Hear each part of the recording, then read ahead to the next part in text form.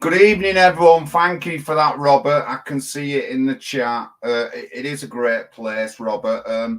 4 years, just over 4 years, I've known Dion and Jo, and I was at the camp before they made it into a PTSD camp. I've seen the family grow up.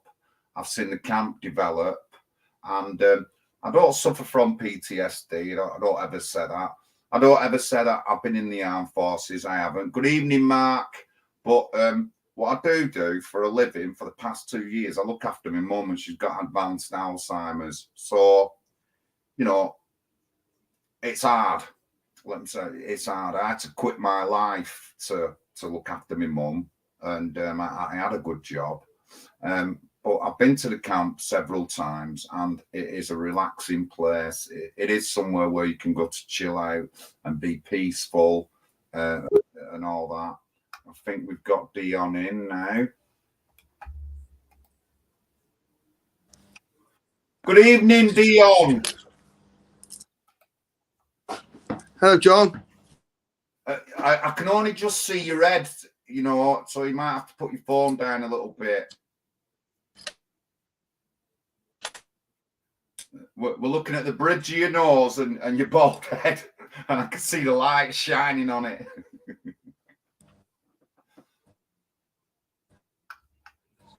You might have froze there. Ah, that's a bit better. Still looks a bit frozen. No.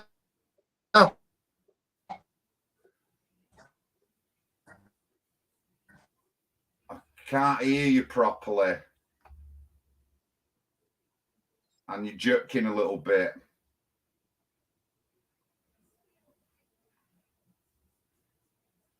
I'll just carry on talking, and I'll let you continue, try sort it. I don't know what the problem is. Looks all right on my side.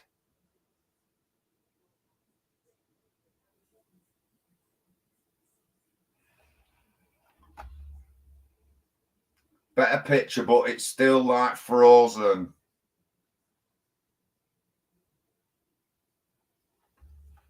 Let's see.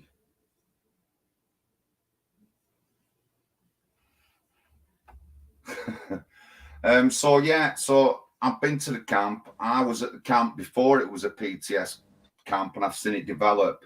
If you watched Phil's videos last night, I put a video in where I've shown you the development of the camp. There was another video in as well. Yes, Craigs. Yeah, go off again. Go off, Dion, and try coming back on. See how that works.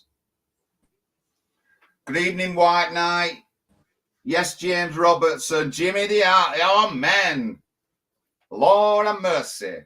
I hope you're all right, my man. Well, I'll have to catch up sometime. I'm just sorry I couldn't get to the wedding.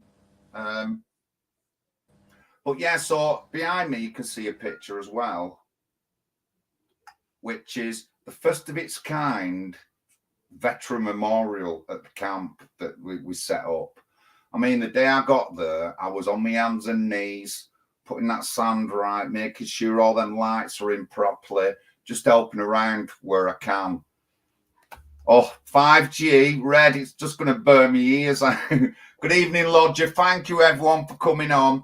And, I mean, what's my connection to the armed forces? And I've said this plenty of times, is that people my age in the 50s with parents and that, you'll know somebody who's been in the armed forces. And who's been in the armed forces? My Uncle Richard.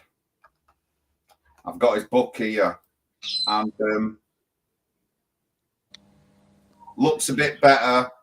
I've got his book here, and it's called On Reflection. And Uncle Richard served in the RAF. So, you know, it's a big thing to me, is supporting our armed forces and stuff like that. And I mean, as I go across the country and all the towns I've visited, we always go to the memorials, taking pictures and that, Scotland, wherever we can, Bath and everywhere. But so my Uncle Richard's still alive. That's his book, and he was in the RAF in the 70s. I don't think he flew planes, but that's my link to the armed forces. So, you know, I've got a lot of respect for our veterans. I've met many veterans besides Dion at the camp and throughout my life, and I understand that what's going on and how we have to look after our history. So Dion's on tonight, and we're talking about Alfred, 98-year-old veteran. I can't pronounce his second name, Dion. Something like Gunnigaunt. He was the best one pronouncing it the other day, because there was 3 of us there and we couldn't pronounce it, and that was after he told us it. Gunnigaunt. Gwynny. Oh, you're right. You're there.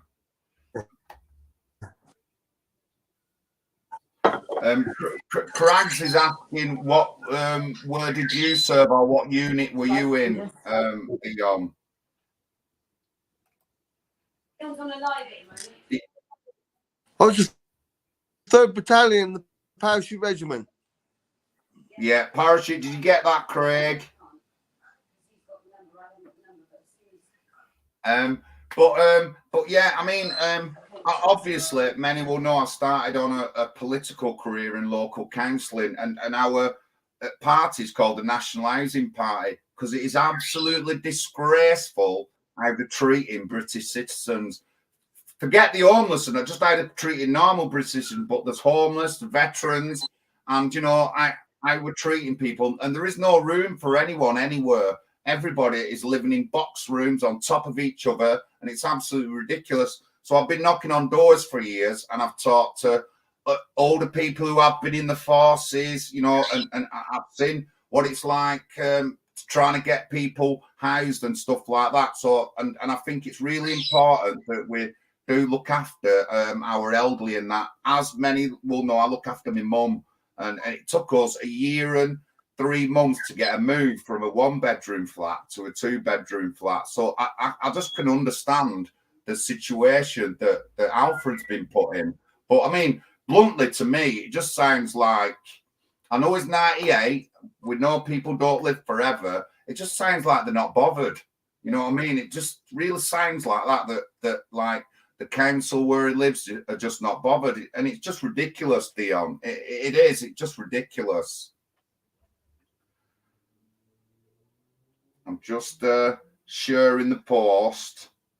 I've noticed, so we've got the GoFundMe is on 1,377 quid. So please, everyone in the chat, if you can spare. Yeah, I mean, go on. Oh, you froze again a bit. after meeting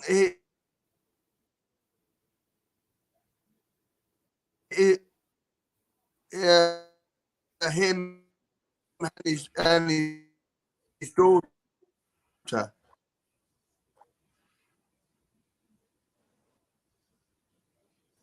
You're still freezing a bit and stuttering. I don't know what that is. I don't know if it's my side. You might have to try, go back out and in again. I'm sorry, Dion. It's not normally like this. Yeah.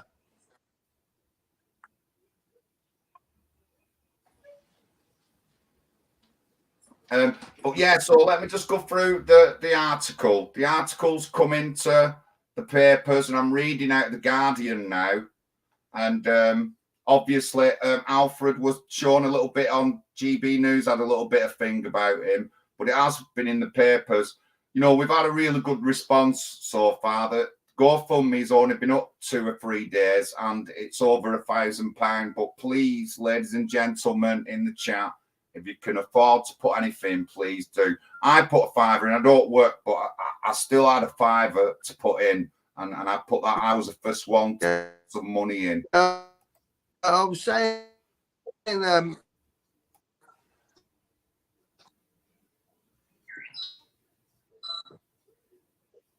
yeah. I was saying that since he was made homeless, they've written 3 emails to the local MP, phoned him 4 times, sent actual letters to him. They've heard nothing. Right, just flipped off there. Sorry about that, ladies and gentlemen. It should come back. But yeah, Craig's saying that he was a soldier at Arnhem. Yeah, which was a big battle place. Yes, certainly was. I'll just wait for Dion to come back and I'll just go through the article. So Alfred was being looked after by his daughter and his son-in-law. And when she got a pension, they stopped giving her carers allowance. Right, it's back in. Let's see. No, it's not. Back in. Right, hold on. Here we go.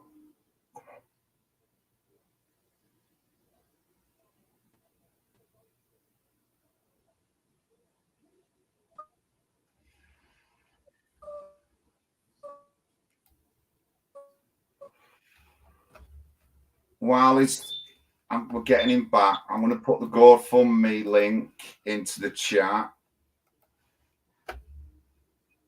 He's there, but he still looks a bit frozen. I don't know what it is. I don't normally have this big of a problem. We did a stream last night and the night before. I put his GoFundMe link into the chat, ladies and gentlemen, there. But I mean, a lot of you'll get the gist. I want to support Alfred. I want to do whatever we can to get him some money and support Alfred.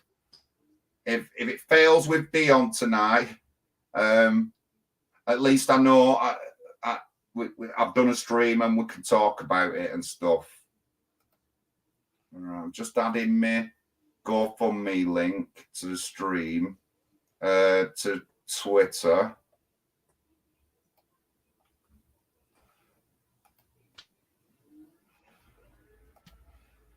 He's off again. I don't know what it is. I don't know what it is. I'm sorry, ladies and gentlemen. I'm sorry. Things have changed a little bit, so looking like I am going to be visiting the camp next weekend for a couple of days. You're still breaking up, Dion. I don't know if you can hear me clearly. Again, ladies and gentlemen, the back is a one-off memorial that veterans set up that's at the camp. I'm not sure if they still got it there, but it was there for over a year, and we've had some services there, and everyone's helped around the camp. Everybody helps around the camp. The veterans, many of you will know Little Veteran.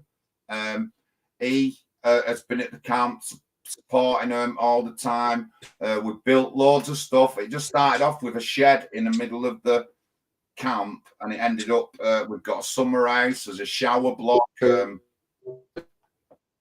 We can't hear you properly. You're still a bit broken up there. I'm just going to check my internet.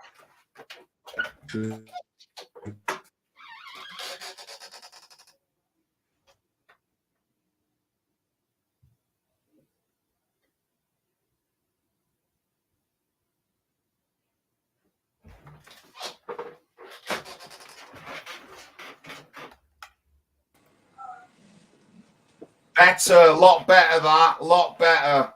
Well done. I've used Joe's phone. Ah, right. So come on, tell us about Alfred. So about 6 months ago, Alfred, who 5 years ago, his wife died, and they'd been together 80 years. And his daughter moved in to care for him. And everything was going hunky-dory until just after Christmas, when she became pensionable age. And because she was his carer and then she received pension, they stopped the carer's pay. Well, the carer's pay helped with his pension and that to pay for the private dwelling they lived in. He'd been there over 20 years. And then all of a sudden, you know, they didn't have enough money to pay for the rental on the private house they lived in. So they then spent the next 6 months fighting eviction or trying to get possibly somewhere to live for the pair of them, because she is carer. And he loved fishing. He was fishing right up until the early part of this year, but then he fell over and broke his hip. So now he can't go fishing unless he's taken there, that sort of thing. Anyway, they contacted their local MP because of what he'd done in the war. He was in D-Day. He was at Pegasus Bridge. And Pegasus Bridge, he that's in Normandy, if anyone knows it. He was in 6th Airborne Division, and he actually flew over there, being towed by Dakota in a glider made of balsa wood. Right, and did a lot of glider stuff like that, didn't they? And anyway, they landed, and you know, he entered that stage of the war. And he was saying that on D-Day, they were all loaded up in a boat, and they were going ashore, and everything was hunky-dory, and they were all excited. They were going to sort of shoot a few Jerrys, he said, and then when they stepped off, they were stepping on, you know, bodies and what was in front of them and everything. He said there was no excitement. That soon changed. He said that changed instantly. And he said to himself when he hit the shore, I'm going to get out of here and I'm going home. I'm going to make sure of that. And like he said to us then, he said, and I did bloody well get home. So, yeah, he's seen things we can only imagine. And to be sort of thrown out on the streets with every councillor they've faced, they're getting nowhere fast. The MP don't even acknowledge him or his daughter or phone calls. And then eventually they got put into a hostel, and the hostel is in a place called Verwood in Dorset.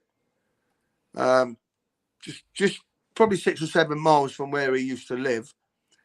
And to be honest with you, it's a shithole. It's a shithole, but he's got to live there. He's got nowhere else. He's in a box room, and I mean a box room. It can only manage a bed. And that's the only bed they got anyway. And he's living out of a suitcase, or his daughter is making sure, you know, he's got clean clothes and that, but it's out of a suitcase. She's living in another room next to him, which is a double room, and she's living out of the suitcases as well. And they were hoping that they could talk to a counsellor pretty quick. They've been in there now 2.5 weeks, but they were hoping they'd talk to a counsellor. And then when they got in contact with the council officers, because they didn't hear anything from this counsellor who's looking after them, lo and behold, she's on holiday for 2 weeks. So they got no contact for another week yet when she comes off of holiday. But you would think, being a professional organisation, that someone sort of steps in their shoes and takes over. But oh no. So they've just got to wait. So what I'm trying to do is, and I'll make it as comfortable as I can and make people aware of his situation. And you tell us what he wants, what he'd like to do, and weather permitting and transport logistics side of it, we'll do that for him. And that's where I am at the moment. I'm in contact with her. She's giving me updates of what's happening, and nothing is happening, to be honest. But we are going to push. You know, we've already organised some fishing for him. But we got to make. He wants to go with his nephew, so we got to sort of coincide with his nephew and him, and just sort of days fishing, and you know, anything he likes, because he's all with it. He can tell you everything from when he was a kid to growing up with his father, even when his father was in the First World War in the Navy, to the present time. He's an amazing man. He's an amazing man. Needs to be treated a lot better than what they're treating him. You know, shocking. Yeah, certainly is. Honestly, you know, I can't say enough about housing and stuff like that in the UK. And it doesn't just affect families and stuff like that. It affects our veterans, affects the homeless, affects everybody. And no one seems to realise this. And you know, when it's affecting a 98-year-old, it's just angry. I was saying at the very beginning, it took, my mum was living in a one-bedroomed flat. I was sleeping on the floor when I first started caring for her, and it took us 1 year and 3 months to move to a 2-bedroom property. It wasn't the best, but we needed that move, and you know, 1 year and 3 months. And it's not like I was dragging my feet. The kind of things I had to do to move my mum into the flat, it was unbelievable, you know. But I managed to do it all 1 year and 3 months, and it's just ridiculous. And we don't look after our old people. Someone said in the chat there about young people not respecting our elders, and they don't. I don't think they do. Not as many young people respect older people and our veterans than like they used to. We had when they had the memorial walk in Oldham, I videoed it, and it lasted 5 minutes. But I remember in the 80s it lasting 2 hours. So you know, it's just unbelievable. And of course, we have a lot of people in the country as well who just disrespect our armed forces to the maximum. And you know, it never used to be like that. It really didn't. And it's shocking. You know, we should do as much as we can for Alfred. While I was in Bradford, 2007, I came across an article where you could sign up, and then when a veteran wanted to go to a memorial in Normandy or something, you would be you would go with that veteran, and you'd take them there. You'd be, you know, like an accompanied. You'd accompany them, and you'd go there. I did sign up, but I never pushed it through. But I mean, I think I should do something like that. So I'll look at maybe doing it again, to do the best I can to support our veterans. But it's shocking. I just want to go through a bit about the camp with people. I mean, 4 years ago, I met Jo and Dion, and they had this great idea about using the farm, the camp, to support veterans, which you did. And it's absolutely built up magnificently since then, I've got to say. And I can't say enough to people in the chat of what it's like at the camp. It's just fantastic. The family is great. I get on with all the family. I was there before little Dolly was born, and now she's born and she's growing up. I just feel a member of the family. And all this is going on. But next week, I'm away for a few days, so I'm just going to make my way up to the camp like I have done many a times before, and get a couple of nights. But when was the last time you talked to Alfred or seen him? Saturday. But I'm in touch with his daughter every day. We speak to his daughter. Well, I don't physically speak to her, but I send her texts, and I've sent a couple of emails, and she sort of replies.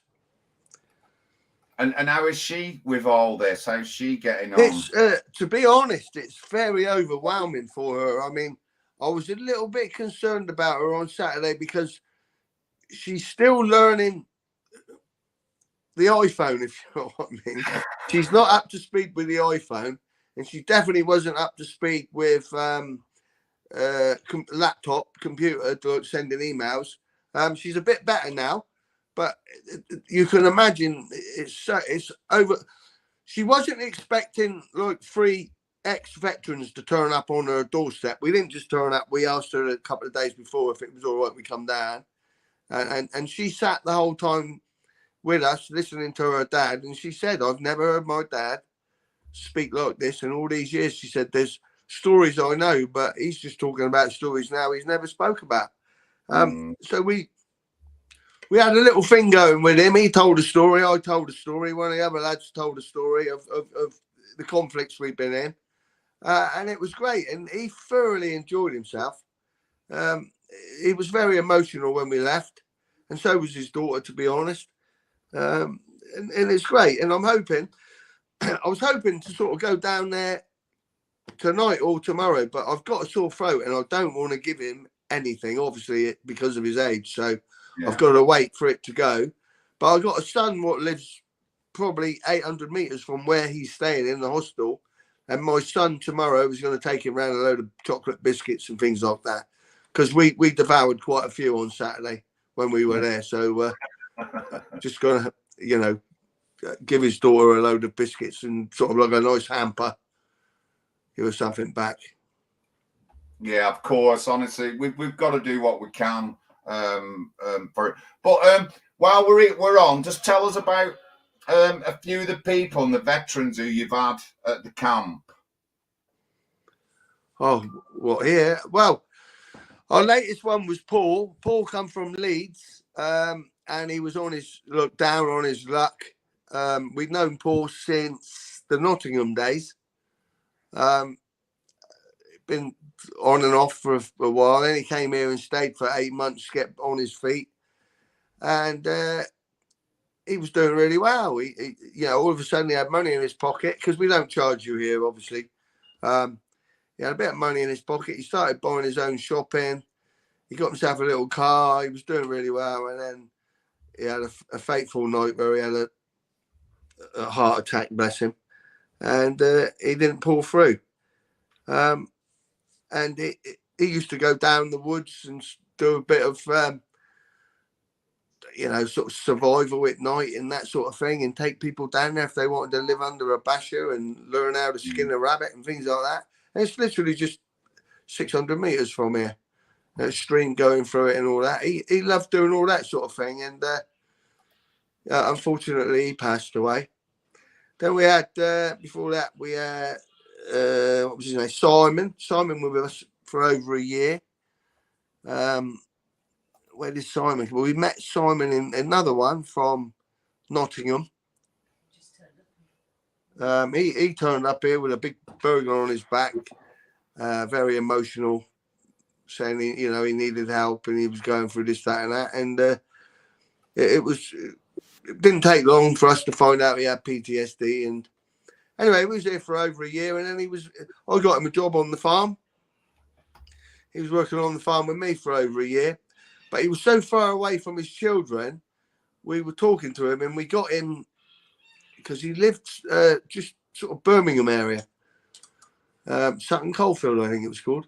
But we said to him, look, you're seeing your children less and less and less. You need to be with them because they were quite young. They were still at a tender age, a young age.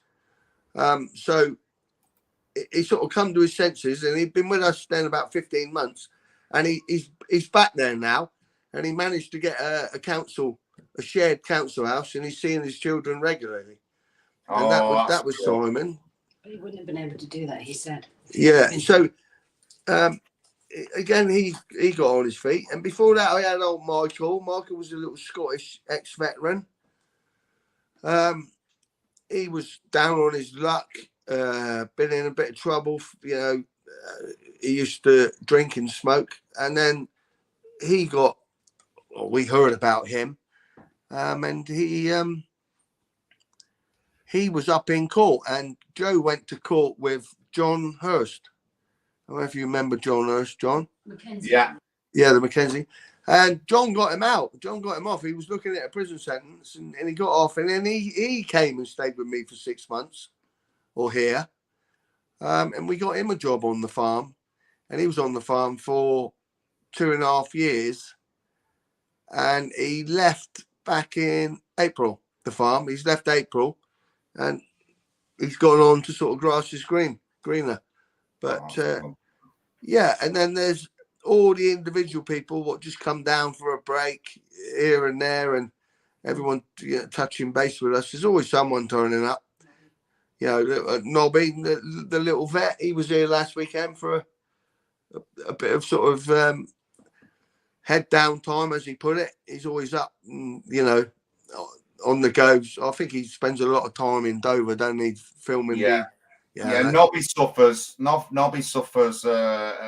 health issues and stuff like that. He's had some operations lately, hasn't he? Yeah, Nobby great guy, Nobby. I've met Nobby many times. We've done stuff together, and you know, I can't fault it. And you know, as you can see in the background, people, this is the memorial that we made, and we're just getting ready for a service here. And we've got a few old geezers there who come regular. You can see who's that now in the white shirt who sat down on the chair. Oh, that's old Tom. That's old Tom, yeah. I thought it were, yeah. Little yeah. Tom from Manchester. He's actually only just gone. He's been here for a month with us.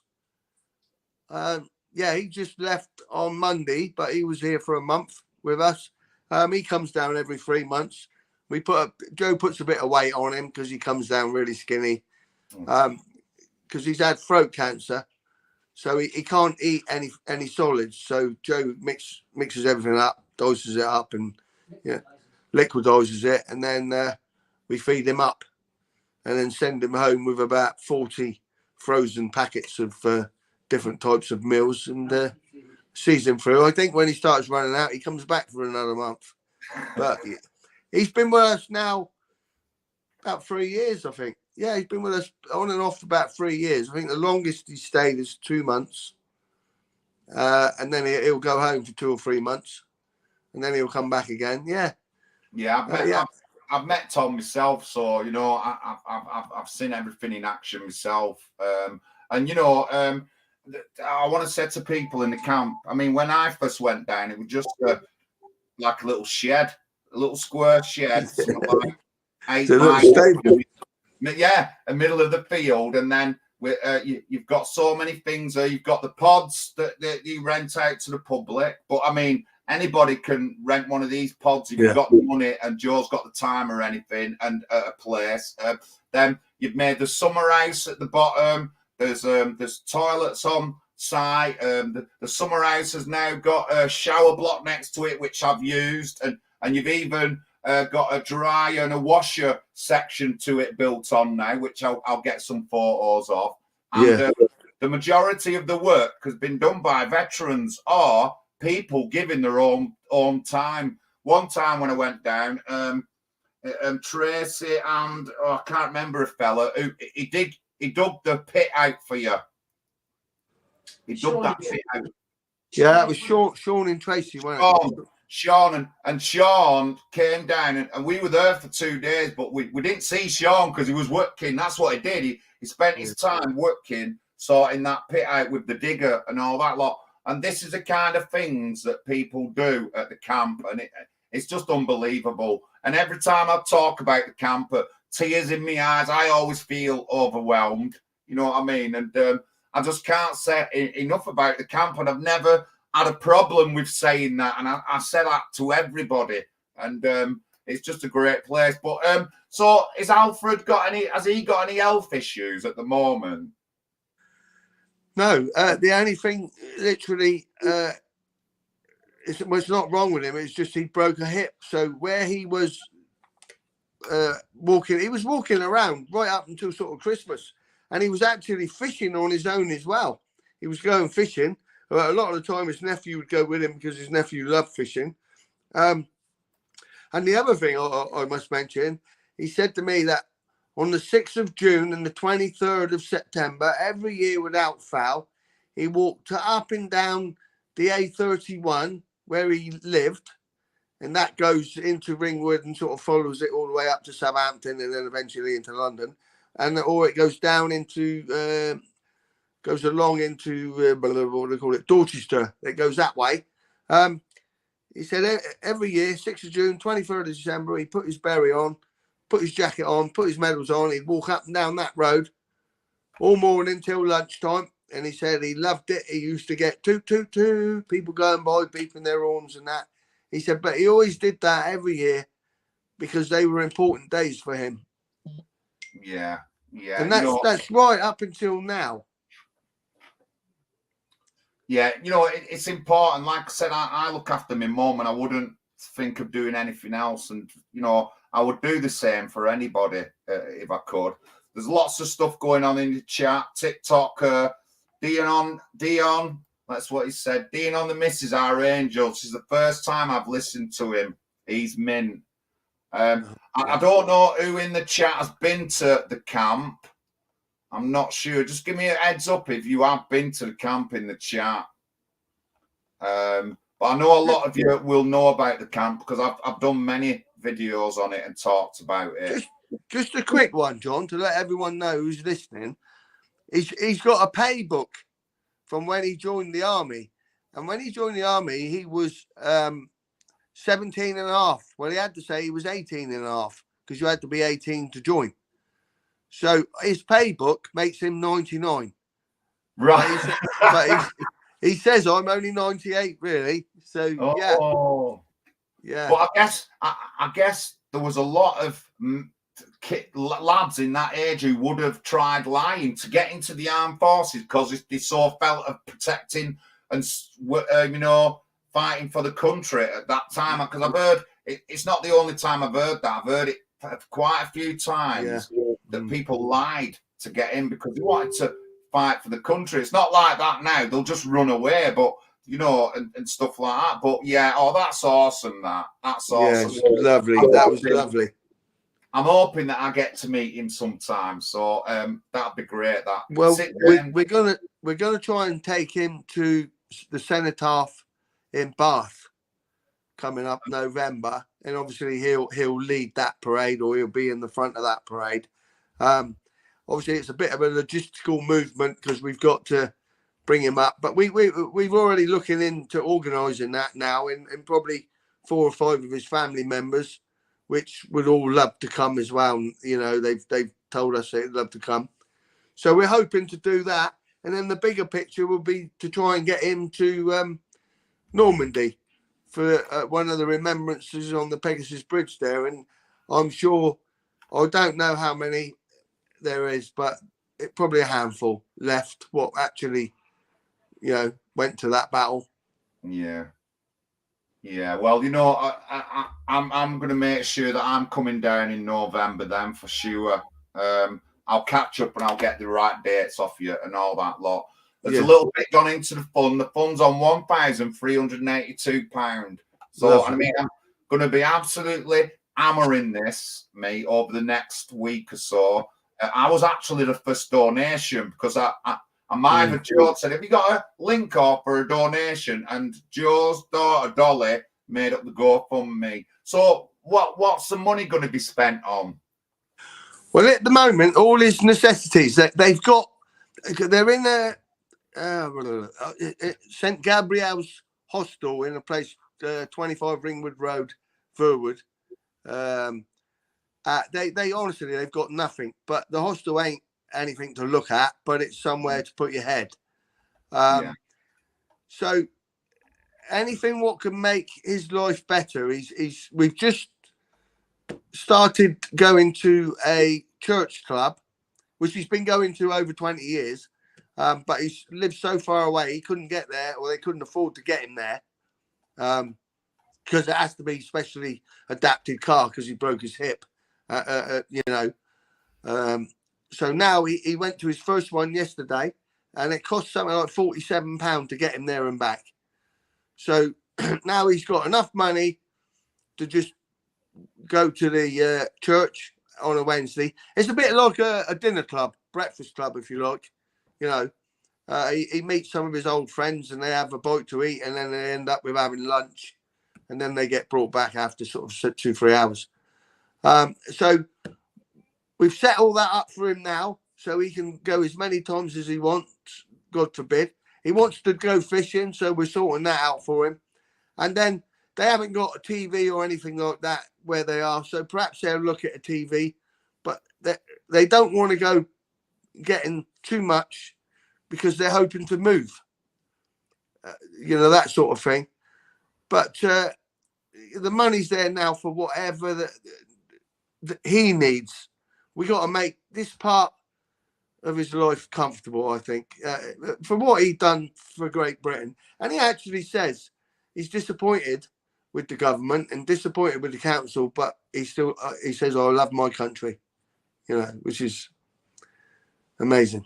you know, I could go on all day about our government, but they just don't do enough for UK people, veterans, and homeless. They just don't. They'd rather focus on the rest of the world, which sickens me. But I'm against all that, me, you know, and I have been talking since I've been knocking on doors. I've talked to people who've been in the armed forces, serving, and veterans and stuff like that, and they always get me respect. There's one guy actually that every time I go down to his house, I'm knocking his door and talk to him to make sure he's all right. He lost his wife 5 years ago. I don't know where he served, but he served in World War. He served not in World War II. He served after that in the armed forces. He didn't. I don't think he's been Falcons, but he said he served after that. But you know, and I always knock on, and I make a point to go to his house to knock on because he lives on his own. His family don't live in Manchester. He does get visits off them, but not as much as you know he'd like. And he's like I said, his wife died some years ago. So I go to, the first thing I do when I go down to the place where I'm running as a council, I go to his house and knock on. Spend half an hour talking to him before I do anything else, and that's me. That is certainly me. Good for you, John. Yeah. But you know, please, everyone in the chat, share this. Are you on another live tomorrow? I'm on with Darren. Darren Edmondson, innit? Yeah, I'm on with Darren tomorrow. Yeah. Right. So another live tomorrow with Darren Edmondson, and you were on last night with Phil, weren't you? Phil Watkins. Yeah. And that was a good. People in the chat was really surprised, and you know, like, not excited. They were surprised and glad of what was going on, and there was people saying that they'd never heard of nothing like this and stuff like that. And I mean, the donations went up from last night when you finished it. We're on about 700 quid, and it's over 1,000 now, 1,300. So people have been putting money in, but it's great stuff. Well, anyway, Dion, I won't take any more time off you. Big respect to Alfred and everyone at the camp. Say hello to daughters and the son-in-laws and all that lot. And I'm out next weekend, but I'm going to make plans. I'm going to travel. When I come back up, I'm going to travel up to Bath. So I'll catch up with you there. But thank you very much, Dion. I'll pass all this information on to Alfie when I see him, and I will see him within the next week. Oh, brilliant. So brilliant. I'll let him see all this. Hopefully, we got some T-shirts coming with his face and his, you know, bury on and his medals. We got some. We got a local shop up the road what's doing 20 for us, so we'll all be wearing them. There'll be a little bit of writing saying how much the government has let him down, that sort of thing. But yeah, we're gonna fight for him. We ain't give. I'm not gonna give up. We won't give up. No, you definitely don't give up. Honestly, you definitely don't give up. I know that more than anybody else. You definitely don't give up. But honestly, good speaking to you, Dion and Jo, and I'll certainly be catching you up within a week or so. Yeah. All right, John. Well, lovely to speak to you anyway. I follow you anyway. I'm always watching you. I know you are. Good for you. And thank you, everybody. Thanks to everyone in the chat. I'm not going yet. I am going to put up a video that I did of the camp and play out with that. If I can find it.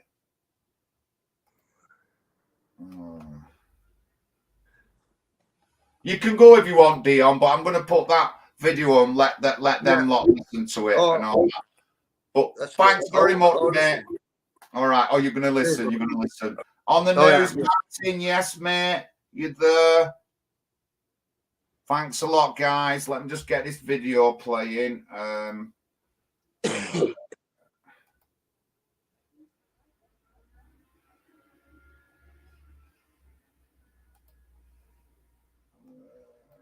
Right. I hope we can hear the volume on it when it comes on.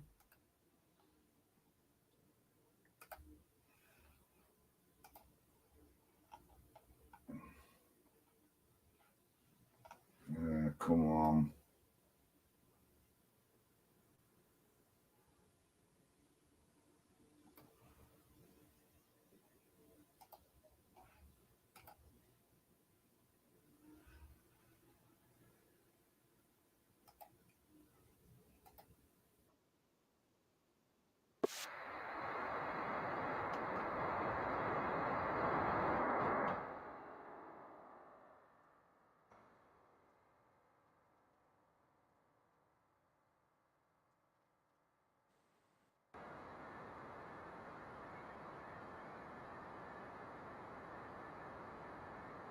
No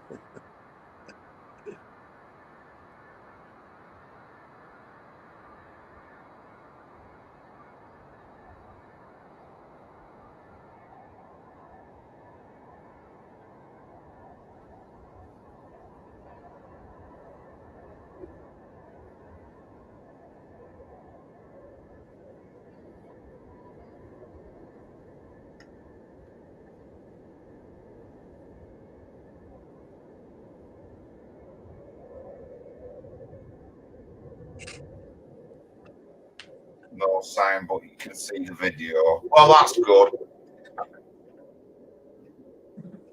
And Dire Straits, Brothers in Arms, guys.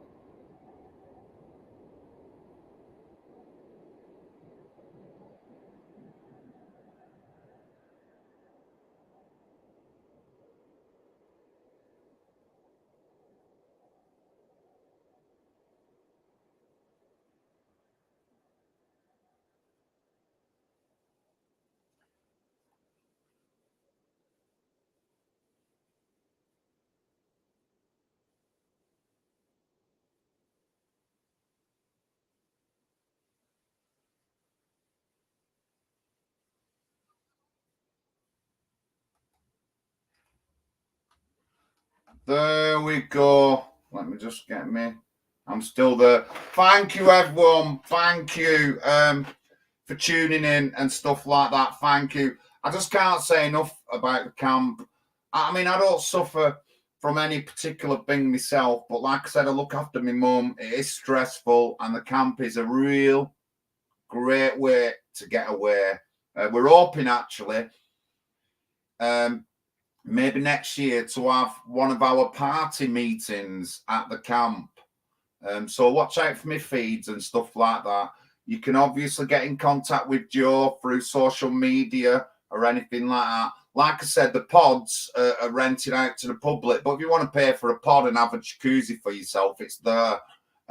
When you go to the camp, though, they make sure you bring, they like a little donation, or make sure you bring a tent as well. There was and we've got a big marquee in the middle of the farm that we did karaoke on and stuff like that. But I just cannot say enough about the PTSD camp. I can't. But thank you, everyone, for tuning in. Please share and please. Oh, what's this? Please share and please share for us and donate if you can. I've just made another donation. I've donated a tenner. I don't have much money, but I will put whatever I can in. And again, I'm going to be visiting the camp, hopefully sometime, not next week, the week after, for a couple of days. I'll take some more photos out, and I'll probably do a bit more of an extended video to do with the camp. But thank you very much, everyone. Thank you for tuning in, and big respect to Jo and Dion, the family, and of course, 99-year-old Alfred. Thank you very much.